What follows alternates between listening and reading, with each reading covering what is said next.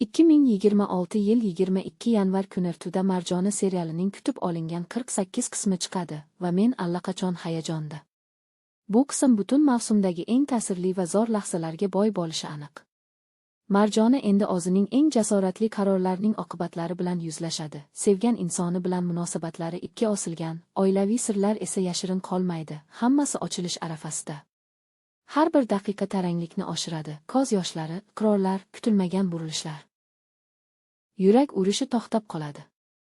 Serial sifati hali ham eng yuqori darajada. Aktyorlar shunchalik chinakam o'ynayaptiki, har bir nigoh va sozga ishonib qolasan. Rejissyor drama va mehrni ajoyib muvozanatda ushlab turibdi, zerikishga vaqt yo'q.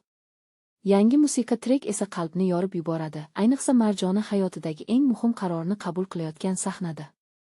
Marjona oddiy serial emas, bu tuyg'ular sayohati, unda har bir qahramon bizning bir qismimizni aks ettiradi. 48 qism albatta yig'latadi, kuldiradi va sevgiga yana ishonch uyg'otadi. RTda translyatsiyani o'tkazib yubormang, bu epik bo'ladi. Ko'z yoshlari uchun ro'molcha va yurakni tayyorlang, juda qizgin bo'ladi.